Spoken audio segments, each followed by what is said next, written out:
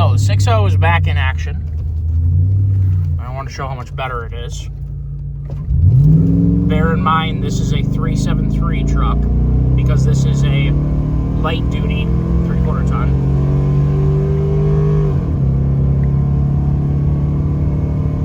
And bear in mind, this is a 6.0. This is so much slower than my 7.3 is.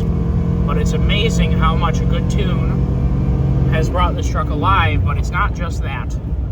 This truck has a new motor in it.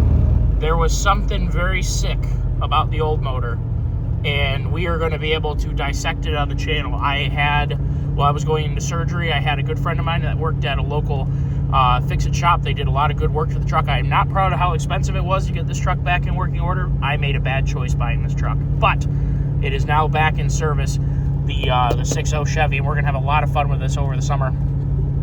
Something is very wrong with the engine. We will be dissecting it on the channel. I haven't had a moment to go get it from them.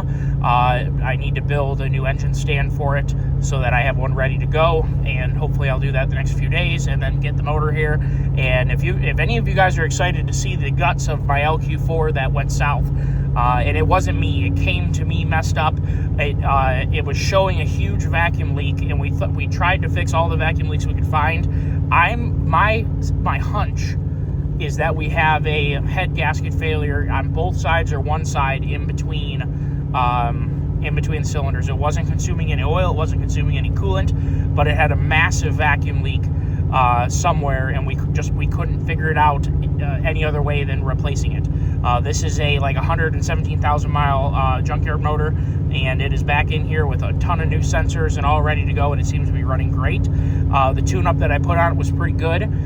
It was doing a weird crank, no start, but eventually it would start if you just turn the key back and try it again. We're going to show one thing too, a passing situation, 55 and then mow it. It's amazing how much better this motor is. I mean, it really puts in perspective how messed up that other engine was. It was messed up. So, it sounds better, same exhaust, it's just so smooth, it doesn't have a choppy idle anymore. Something is wrong with that engine. I don't know if we're going to find an aftermarket cam in there that's degreed wrong. I don't know what we're going to find in that old engine. Something is wrong and messed up with that engine. I can't wait to find out what it is. But the 6.0 is definitely back online. I've been running the HP tuners and checking it over and making sure we're good. What I was getting at was the crank relearn is so important. I did a quick crank relearn, and the starting woes should be gone. And it just runs better at part throttle and everything else. When you do an engine swap, if you do a sensor change, you need to do a crank relearn, and either you need to have a friend with HP tuners or someone's got to have a really good scan tool to be able to do it. But this engine just has, we're on dirt, but so much more torque. It's just not even the same. So this thing's back online. Let me know what you guys want to see with this. I hope we're going to be doing some towing with it. I want to experience some about what the semi-float axle has to offer. Now, obviously, I would have preferred this be an HD truck with full floater, and we thought that that's what it was in going to see it. And then after checking the VIN, we knew it wasn't. Well, of course, looking at the axle, but before we got there, doesn't matter. To make a long story short, it's a nice four-door truck. It's ours. It's ready to go. It's paid for. And there was a lot of paying that happened to get this thing back on the road. But I think we have a really very healthy engine now. It has a healthy trans. 373 gears, if anybody's wondering. In my opinion, a 6.0 should always have 410s, 33-inch tires. Anything more than 33-inch tires, the 6.0 needs to have 456 gears or 488s if you're getting up into 37s. It just isn't a very torquey engine. And so 373s are just not the right thing to do. But with a good tune in it, we have a little bit of room still to work with this, and this truck still has a cat. There's more that we can do. There's a lot of power in these trucks for deleting the cat, and this truck still has a cat. It does have a colder intake now, and all fixed, but just a stock LQ4. Nothing's been done to it other than the tune, and just on 373 gears, which, like I said, is not ideal. So we're back in line over here. We'd have basically no knock retard, except for at the high RPMs. It was only pulling like 6.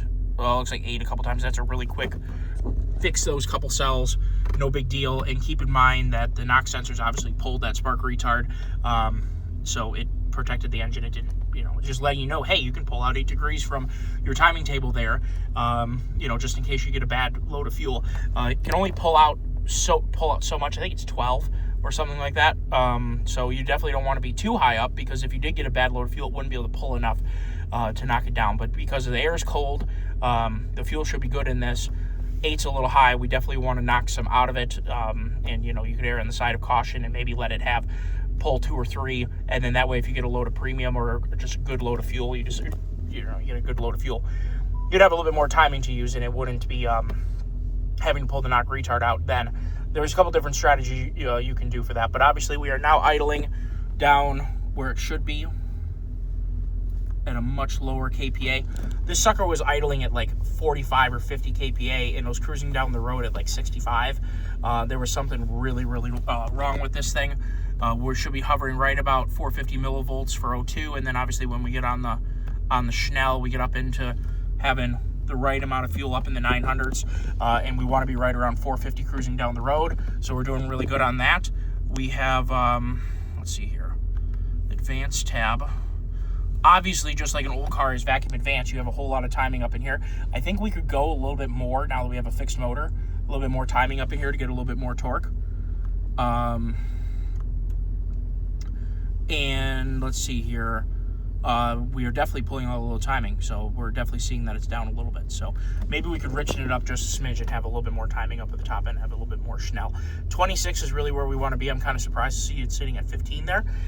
So that's interesting, but that's also, well, that happens to be basically +8. So maybe this truck doesn't have a great load of fuel in it. That could be it's been in here a little while because the truck was broken a while. It might not have a great load of fuel in right now, so that may be the answer. So no check engine lights. The only thing that was when we got the truck through check engine light driving out of the place, the crank relearn wasn't done. It was a knock code, which has probably got a lot to do with needing a crank relearn. Now that we got the crank relearn done, we got ourselves a working, running, smooth idling, I think relatively powerful 6.0.